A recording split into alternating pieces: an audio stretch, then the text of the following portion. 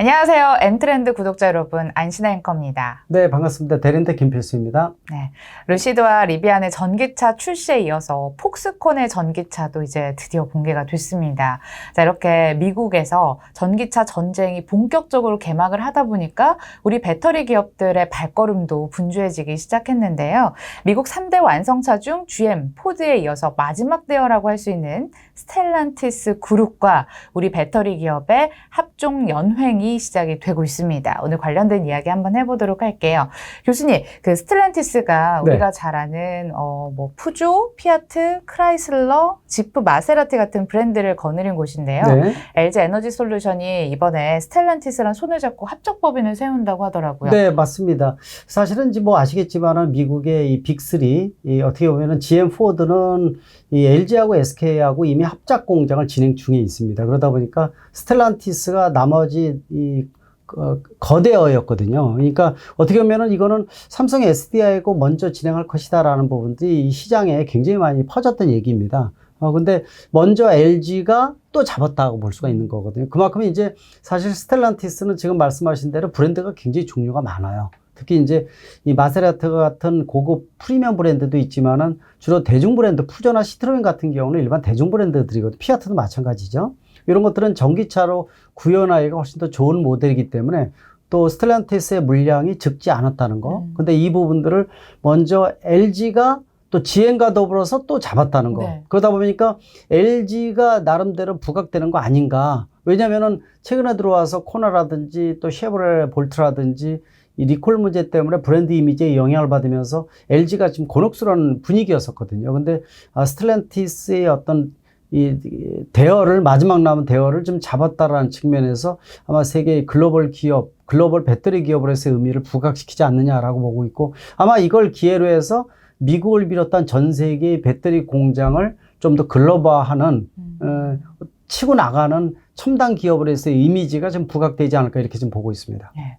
이렇게 배터리 시장에서 GM도 그렇고 스텔란티스도 그렇고 대형 기업들이 LG 에너지 솔루션 자꾸 러브콜을 보내고 있단 말이죠. 네. 이유가 있을까요? 그만큼 이제 기술 수준 자체가 세계 최고 수준이라고 보시면 될 것 같아요. 물론 아까 말씀드린 대로 뭐 전기차 화재 등으로 인해서 두 건의 뭐 배터리 리콜 문제로 상당히 곤혹스러운 입장이 이제 LG 에너지 솔루션 입장이었는데, 그렇다고 이게 그만큼 LG의 이 리튬 이온 배터리가 많이 보급됐기 때문에 이런 문제도 생겼다 이렇게 보시면 더 정확할 것 같아요.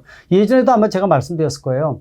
그 LG 에너지 솔루션이 이 현대차 코나라든지 쉐보레 볼트 같은 것들을 뭐 일단 코나는 뭐 한 6대3, 6대4, 7대3 정도로 맞습니다. 더 많이 LG가 부담을 했고, 쉐보레 볼트는 100% LG가 부담하는 걸로 나왔었죠. 근데 이 갑질이 좀 있습니다. 아직도. 그러니까 수직 하청 구조가 글로벌 자동차 제작사가 실제로 배터리 쪽에다가 배터리가 의리다 보니까 실제로 그런 것들이 있어요. 왜냐면은 전기차 화재 같은 거 제가 관여를 많이 하고 있지만은 보통 전소되는 게 많은 것이 열폭주 현상이라고 해서 온도가 워낙 높아서 완전히 녹아내립니다. 그러니까 전소가 되면은 원인을 못 찾아요. 이 용융점까지 다 녹아내려 버리거든요. 그러니까 아마 그런 부분이 있다 보니까 원인이 정확하지 않은데 불구하고 야, 니네가 100% 부담해 라는 것은 전형적인 갑질이죠. 근데 뭐 의뢰 입장에서는 갑질이라 하더라도 네, 알겠습니다 하고 그 다음에 더 큰 포션을 생각을 하거든요. 이제 그런 부분들이 뉘앙스가 많이 있습니다. 사실 이제 이 방송에서 제가 얘기 못하는 것도 굉장히 많이 있거든요. 그러니까 좀 풀어주세요. 네, 그런 부분이 있기 때문에 꼭 LG가 100% LG가 배터리가 문제가 있어서 리콜 비용을 다 댄다 이렇게 보시지 않으셨으면 좋을 것 같아요. 아마 들으시는 우리 이 애청자분들도 그런 거를 많이 받으시면 좋을 것 같아요. 기술 리튬이온 배터리 세계 최고 수준이고요. 또 SK하고 미국에서 분쟁이 생겼던 이유도 LG의 이 인원을, 전문가들을 많이 이제 주고받으면서 그런 부분들이 이제 어떻게 보면 수면 위로 올라와서 소송까지 갔다 이렇게 보시면 될 것 같습니다. 그만큼 LG 에너지 솔루션의 노하우는 세계 최고 수준이라 보시면 되고요. 이번에 스텔란티스까지 합작 법인이 만들어지면서 나름대로의 세계의 구성은 제대로 됐다 이렇게 보시면 될 것 같아요. 뭐 CATL과 더불어서 넘버 1, 2지만은 CATL은 리튬 인산철 기반으로 해서 중국에서 주로 포션을 많이 차지하고 있으니까 사실 경쟁력이 가장 치열한 미국과 유럽의 입장에서 보면은 이 LG 에너지 솔루션이 절대적이라고 보시면 더 좋을 것 같아요. 그래서 이번에 이 만들어지면서 어떻게 보면 전 세계 5개 지역에 9개 공장 구축이 됐다 이렇게 이제 보는 거죠. 미국 몇 개 공장 만들어지죠. 또 유럽은 저 폴란드 쪽이 있고 중국이 있고 그다음에 대한민국은 기본 베이스고 또 얼마 전에 현대차가 인도네시아하고도 LG 에너솔루션과 더불어서 그 배터리 공장을 짓기로 했지 않습니까? 이런 것들도 이제 동남아 시장 공략이기 때문에 전 세계의 어떤 글로벌 배터리 공급 시스템에 대한 것들은 어느 정도 완성이 돼가는 거 아닌가. 또 주도권, 또 기술적인 완성도 이런 삼박자를 맞춰가는 것이 LG 에너솔루션의 입장이다 이렇게 보고 있습니다. 예, 올해 상반기에 근소한 차이로 CATL에 뒤처졌던 글로벌 전기차 배터리 사용량 점유율 1위를 다시 한번 되찾을 수 있는 그런 계기가 됐으면 좋겠습니다. 자, 그리고 방금 전 살짝 언급을 해주셨지만 삼성 SDI도 드디어 시장이 기다려왔던 그런 소식을 전했거든요. 배터리 영토 싸움에서 설 자리가 점점 좁아지는 게 아닌가 싶었는데 또 다시 그 스텔란티스 그룹과 합작을 해서 전기차 배터리 합작사를 설립을 한다고 합니다. 교수님께서 일전에 합작 가능성에 대해서 언급을 하셨는데 맞습니다. 혹시 관계자께 직접 이야기를 들으신 게 아닌가 싶어요. 그런 얘기는 해드리기가 좀 어렵고요. 네. 일단은 이번에 스텔란티스가 LG가 먼저 했지만은 동시에 또 삼성 SDI가 스텔란티스하고 MOU를 체결을 해서 공장을 짓는 부분들을 진행을 하고 있다는 거는 굉장히 긍정적인 뉴스라고 보고 있어요. 그만큼 이제 그 스텔란티스 자체가 브랜드가 여러 가지입니다. 고급 브랜드도 있지만은 워낙 다양한 브랜드가 있고 또 실제로 스텔란티스가 1년도 채 안 됐죠. 두 개의 그룹이 합쳐졌기 때문에 이 전기차에 들어가는 배터리 형태가 지금 틀립니다. 아시겠지만은 이렇게 이 스텔란티스가 LG하고 삼성 두 개의 이 배터리 제작사와 MOU를 체결한 이유도 들어가는 배터리 형태가 틀리기 때문에 그렇다고 보시는 게 더 정확할 것 같아요. 일반 LG 입장에서는 파우치형이 주력 모델이거든요. 이 파우치, 그 다음에 삼성은 원통형과 각형이라고 보시면 될 것 같아요. 그러다 보니까 실질적으로 파우치는 이미 일부 브랜드에 보급을 하고 있었고, 그래서 파우치형의 이 포인트를 두는 것은 LG 것을 쓰고, 주로 각형은 삼성 SDI 거를 쓴다 이렇게 보시면 될 것 같아요. 그러니까 이제 스텔란티스 입장에서는 다양한 전기차가 앞으로 기하급수로 증가를 하고 있는데 들어가는 배터리 형태가 완전히 틀리기 때문에 여기에 발맞춰서 리튬이온 배터리 중에서 가장 선두 그룹인 국내의 배터리 2사와 더불어서 MOU를 체결했다 이렇게 보시면 되고요. 그만큼 이제 중국의 CATL이라든지 BYD 같은 인산철 기반은 아직도 글로벌 시장에서는 인정받기에는 양적인 팽창은 중국 기반으로 이루어졌지만 질적인 관리적인 측면에 있어서는 이 대한민국의 빅3가 치고 나간다라는 측면에서 의미부여를 더 할 수가 있고요. 항상 말씀드리죠. 양적으로 지금 공급량이 워낙 달리다 보니까 앞으로 5년, 10년 동안에는 배터리 공급량이 부족할 것이다. 그만큼 MOU를 체결해서 안전하게 배터리를 확보를 하고 또 이 자동차 제작사들도 향후 10년 이후에 전고체 배터리 이런 게 나오면서 내재화를 선언을 하겠다라는 부분도 있거든요. 향후 추이를 좀 봐야 되겠지만 지금 당장은 그만큼 국내의 빅3가 세계 시장을 주도하는 이 주인공으로 떠오르고 있다는 것은 확실하다고 말씀드릴 수가 있습니다. 네. 스텔란티스가 전기차 전환에 약 한 41조를 쓸 계획을 밝혔는데 41조 원이라는 규모를 LG 단독으로 커버할 수 없는 물량일 뿐더러 각각 주력인 배터리 이렇게 담당하기 때문에 양다리를 걸치게 된 이유라고 조금 맞습니다. 설명을 들은 것 같습니다. 네.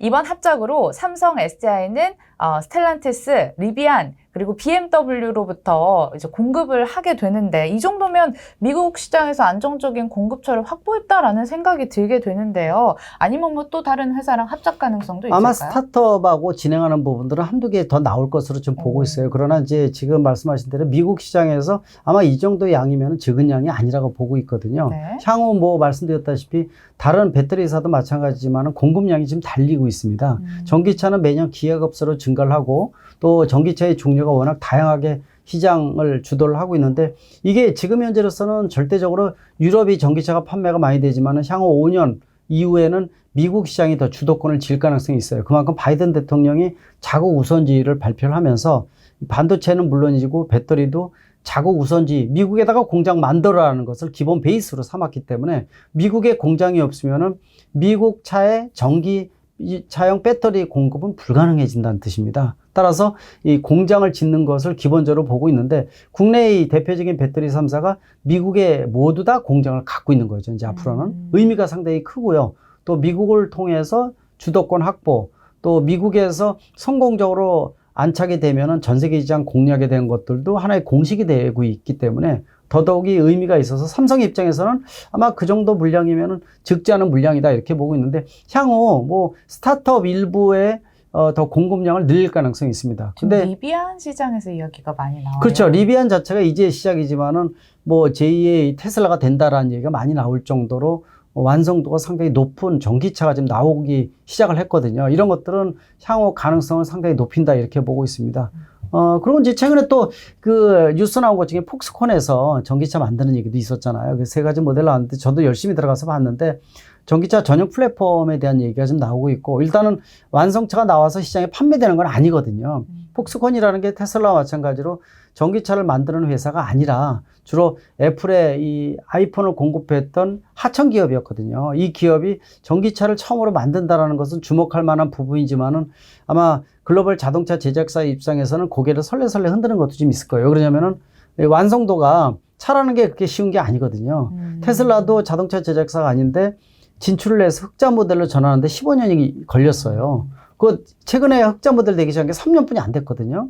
아직도 버벅거리잖아요. 탈출할 때 문이 안 열린다 등등 또 예를 들어서 다른 여러 가지 문제점들이 노출되고 있는데 그럼에도 불구하고 판매가 되는 것은 그만큼 장점이 있다는 건데 폭스콘에서 나오는 전기차가 얼마만큼 소비자의 이목을 집중시킬 수 있는 특장점을 가미를 하느냐가 사실 관건인데 앞으로 이거는 두고 봐야 되겠다 이렇게 생각을 하고 있습니다. 네. 그러니까 시장에서는 폭스콘이 이제 애플카를 만들게 되지 않을까라는 추측들도 있는데 관련된 소식이 나와봐야 뭐 조금 또 윤곽이 나올 수 있을 것 같기도 해요. 애플카에 대한 부분들은 올해 끝나기 전까지는 수면 위로 올라올 가능성이 높다는 말씀을 제가 굉장히 많이 드렸어요. 그래서 실질적으로 폭스콘이 과연 전기차를 하청 생산할 수 있을까라는 부분들은 지금 이번에 폭스콘에서 세 가지 모델을 발표했다고 얘기하지만은 애플 입장에서는 아직도 의심스러운 게 많을 수밖에 없어요. 그러다 보니까 아마 100% 맡기기보다도 일부 모듈별로 해서 공급받아서 조립만 폭스콘에서 할 수도 있고요. 네. 그래서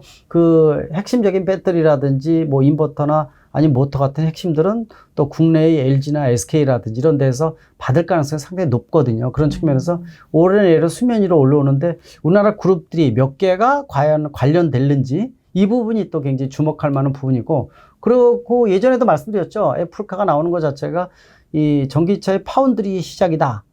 그래서 이게 나오게 되면 구글카 또 아마존카 등등해서 세계적인 파운드리 형태의 전기차가 많이 등장한다고 말씀드렸는데 물론 여기에 자율주행 개념이 들어가야지만 비즈니스 모델로서 극대화되는 거니까 한번 주목을 하시는 것도 좋을 것 같습니다. 저는 교수님이 이렇게 목소리를 좀 낮출 때 굉장히 무섭더라고요. 나중에 보면은 이게 맞는 이야기였을 경우가 되게 많아요. 여러분들 한번 방금 얘기해 주신 거 주목하셔서 기억해 두시길 바라겠습니다. 그리고 추가적으로 궁금한 게요. 8월에 애플카 담당자들이 방한을 했던 적이 있습니다. 아직 배터리 채용 관련해서 어떤 곳과 손을 잡을지는 구체적으로 밝혀지지 않은 상황인데 혹시 K배터리 3사와 하게 된다면 가능성이 가장 높은 곳은 어디가 될까요? 딱 집어서 얘기하기는 쉽지는 않습니다. 근데 이제 한 가지 예상을 할 수 있는 부분들이 이번에 이제 폭스콘에서 전기차 세 종류를 발표했다 그랬잖아요. 네. 근데 이제 완성차보다도 주로 포인트를 잡았던 게 전기차 전용 플랫폼이었어요. 위에다가 덮개를 틀리게 씌워서 세 가지 모델 내겠다 이런 부분들인데 사실 타이밍 자체가 묘한 것들도 있어요. 왜냐면은 이전부터 아이폰을 만들던 하청 기업이 폭스콘이었는데 대만 기업이죠. 근데 이 전기 자동차를 만들어 보는 경험이 없거든요. 근데 그것에 대한 의구심이 애플 집행부에서 항상 고민을 했던 부분들이에요. 그리고 테슬라가 자동차를 만들어서 세계적인 혁신의 아이콘이 됐지만은 14, 15년 동안에 아직도 완성도가 떨어지는 부분들도 있고 고민도 있다는 겁니다. 그러다 보니까 이런 테슬라도 이렇게 헤맸는데 폭스콘이 과연 전기차를 제대로 만들 수 있을까라는 의구심을 가질 수밖에 없어요. 근데 폭스콘 입장에서는 이거 이번에 애플카도 우리가 만들어야지 대한 절실한 마음이 좀 있다고 보고 있어요. 그런 측면에서 애플카가 아마 곧 머지않아서 수면 위로 올리면서 발표할 가능성이 있기 때문에 폭스콘 입장에서는 한 1, 2년 이 전기차를 준비를 해서 이번에 타이밍 맞춰서 수면 위로 올린 게 아닌가라는 이런 느낌이 들어요. 그래서 이번에 발표하는 거를 자세히 보니까 그렇다고 차 세 가지 모델이 그대로 수면 위로 올라온 거는 아니거든요. 전용 플랫폼의 그림이 훨씬 더 부각이 됐었는데 딱 그런 느낌이 듭니다. 우리가 초등학교 다닐 때 선생님이 이런 질문 누가 할 친구 있어? 그러면 저요 막 손들잖아요. 저요 막 그러거든요. 그놈께 딱 드는 거 뭐냐면은 애플이 발표하기 전에 폭스콘부터 여러 가지를 이제 고민하는 중인데에서 자기를 좀 부각을 시켜야 되잖아요. 우리 할 수 있다라는 걸. 어필한 거네요. 그렇죠. 어필이죠. 그런 부분이 굉장히 커요. 그래서 올해 내로 발표할 가능성이 높다고 말씀드린 이유가 그만큼 무르익었다고 보고 있고, 더 이상 늦게 되면은요, 지금 원래 2024년에 애플카를 만든다고 얘기했지만 2, 3년 뒤져질 가능성이 있거든요. 지금 발표해도 쉽진 않습니다. 근데 8월 달에 아까 말씀하신 대로 방문을 내서 아마 LG하고는 이 전기차 이 각종 핵심 부품들을 공급하는 부분들, 왜냐면 LG전자부터 시작을 해서 LG 에너솔루션 배터리도 뛰어나지만은 특히 전기차에 들어가는 각종 BMS 소프트웨어 설계라든지 모터라든지 인버터 컨버터 같은 또 카메라 이런 모듈도 그렇고 워낙 잘 만들어요. 그래서 아마 LG 쪽은 그런 쪽이 강할 것으로 보고 있고, SK 쪽이 배터리가 아닐까라는 생각을 갖는데, 왜냐면은 이 3사가 이 리튬 이온 배터리잖아요. 그 예전에도 제가 말씀드렸죠. 바이든 대통령이 미중 간의 경제 갈등이 강화되면서 핵심적인 것들은 중국하고 하지 마라는 이런 시그널을 줬거든요. 근데 애플 입장에서는 그 전만 하더라도 CATL하고 BYD 이런 데하고 접촉을 했었어요. 왜냐하면 처음에 재작년에 발표를 할 때 애플카는 앞으로 자율주행 전기차인데 여기에 들어가는 배터리는 모노셀 형태의 리튬 인산철 배터리를 쓰겠다라고 얘기했어요. 인산철을 썼다는 얘기는 화재에 대해서 어느 정도 좀 안전한 부분들을 강화를 시키고 가겠다라는 부분이고, 모노셀은 리튬이온 배터리에 비해서 에너지 밀도가 떨어지는데 그거를 모노셀로 자기네 독자 설계를 통해서 보강을 하겠다라고 얘기했는데, 바이든 대통령이 중국하고 하지 마라는 시그널을 주다 보니까 리튬이온 배터리 돌아가야 되잖아요. 네. 그럼 리튬 배터리 세계적인 기업 어디예요? 배터리 국내 3사예요. 결국은 그래서 리튬이온 배터리도 돌아섰다 이렇게 보고 있고, 그 다음에 핵심적인 부품, 그 다음에 최종 조립은 폭스콘에다 할까? 아니면은 예전에 마련했던 기아차고도 아직 그림이 아직 안 남아있나? 막 이런 고민을 할 거예요. 그러니까 이번에 저여한 폭스콘에다가 조립을 맡길 가능성도 있는데, 핵심적인 부품이나 배터리 쪽은 대한민국에 맡길 가능성이 높다 이렇게 보고 있는 것이죠. 와, 지금 유력 후보 여러 곳 나왔습니다. LG에게도 가고 SK 그리고 뭐 폭스콘 등등 지금 거론을 해주셨는데, 그럼 리튬 이온 배터리는 국내 3사가 다 쓰고 있는 상황인데 특별히 SK를 그 중에서도 선택하신 이유가 있을까요? 글쎄요, 뭐 각형, 파우치, 원통형 이런 세 가지가 나눠져 있는 거는 사실이에요. 근데 제일 중요한 것이 일단 8월 달에 방문한 것이 삼성은 만났다는 얘기는 없거든요. 그러니까 SK하고 LG를 만났는데, LG 쪽은 LG 에너지솔루션이 있고 LG 전자가 있어요. 근데 전기차의 거의 모든 것 만들지만 않지 세계 최고 수준의 모듈은 다 생산하는 게 LG 전자예요. 그래서 LG 전자 쪽이 이제 시스템 쪽으로 갈 가능성이 있고, SK 쪽은 만났다는 얘기는 배터리 위에는 없어요. 에너지솔루션 위에는 없거든요. 그러니까 SK를 만났다는 얘기는 배터리일 가능성이 굉장히 높고, LG를 만났다는 얘기는 배터리와 각종 전기차용 모듈인데 모듈로 한꺼번에 몰아주지는 않을 가능성도 있거든요. 그런 측면에서 보면은 SK에 대한 가능성을 좀 열어놓는 것이죠. 그래서 일단 미팅 자체를 누구를 했느냐에 대한 것들. 물론 이제 최근에 그런 것들도 있어요. 스텔란티스가 원래 삼성 SDI가 먼저 발표될 줄 알았는데 LG가 어느새 사이에 또 들어갔거든요. 그러니까 이제 배터리 형태에 따라서 아마 그런 것도 결정되기 때문에, 그래서 SK에 대한 가능성을 이제 언급한 것. 이것도 이 결정 짓거나 이런 것들이 아니라 지금의 어떤 형태나 미팅에 대한 것들, 이런 것들 가능성을 있게끔 좀 보는 거기 때문에, 역시 몇 개월 이내에 나오는 게 어떻게 변할지는 모르겠는데 국내 그룹들과 두세 개는 연관관계가 높을 가능성. 그리고 우리나라를 빼놓고는 전기차의 완성도를 세계 최고 순위로 만드는 데는 어떤 나라도 들어가기가 힘들다는 거, 쉽지 않다는 겁니다. 대한민국 배제해서 하기는 어렵다는 것을 분명히 말씀드리기 때문에, 그래서 일단 수혜를 국내의 기업 그룹들이 한 두세 개는 관련될 가능성이 높다, 분명히 말씀드릴 수가 있죠. 자, 우리가 또 주목해야 될 또 다른 전쟁터가 있습니다. 바로 배터리 한일전이 미국 시장에서 펼쳐지고 있는데, 이게 무슨 말인가 하면 토요타도 배터리 미국 시장 진출을 발표했습니다. 토요타가 LG 에너지 솔루션을 의식해서인지 같은 날 또 발표를 했다는 점도 재밌었고요. 미국에 10년간 4조를 투자하겠다고 하는데, 저는 여기서 좀 의아했던 게 국내 배터리 3사들이 미국 시장 진출할 때 합종 연횡 방식을 많이 택했잖아요. 근데 토요타는 반면에 합작사 발표 없이 배터리 셀 공장을 그냥 직접 설립해서 자기네 차에 탑재를 하겠다, 뭐 이런 식으로 지금 뉘앙스가 나가는 것 같거든요. 과연 토요타가 현명한 선택을 했다고 볼 수 있을까요? 같은 그림이 아니라고 보시면 더 정확할 것 네, 같습니다. 예를 들어서 지금 같은 배터리 공장 이렇게 얘기를 하는데 크게 두 가지가 차이가 있어요. 한 가지는 토요타에서 만드는 배터리 공장은 일반 전기차에 들어가는 우리가 BEV, 배터리 일렉트릭 비클, 네. 배터리 용량을 보통 이제 60, 70kW 이상을 얻는 대용량이 아니라 하이브리드 자동차용이라는 겁니다. 하이브리드는 얼마 전에도 뭐 아키오 회장이 발표를 했지만은 일본 정부를 비난을 하면서 아직도 이 내연기관 또 하이브리드 자동차가 한참 가야 되는데 전기차는 멀었다라고 얘기를 했거든요. 그래서 세계적으로 그런 얘기가 많았죠. 일본은 드디어 갈라파고스 섬으로 전락한다. 너무 늦었다. 지금도 이미 늦었거든요. 근데 아직도 그렇게 주장을 하고 있는데 이번에 발표하는 배터리 공장도 전기차 전용이 아니라 하이브리드 자동차용입니다. 그러다 보니까 용량이 일반 전기차에 비해서 5, 6분의 1도 안 돼요. 용량 크기가 팩이 크기가 적습니다. 팩이 적다 보니까 미국에서 상당히 많은 양의 하이브리드 자동차가 도요타 모델이 판매가 되니까 이 모델에 자기네가 미국에서 만드는 배터리를 공급하겠다 이런 뜻입니다. 왜냐하면 바이든 대통령이 바이 아메리칸 선언을 하면서 미국에다가 배터리 공장 짓고 그 배터리를 가지고 미국에서 판매할 차를 공급을 해라라는 부분들이 강조가 되다 보니까 지금까지는 주로 일본이나 이런 데서 만들던 배터리를 완성차 개념으로 미국에 진출했는데 대통령이 그렇게 선언을 해버리니까 미국에 공장을 지을 수밖에 없어요.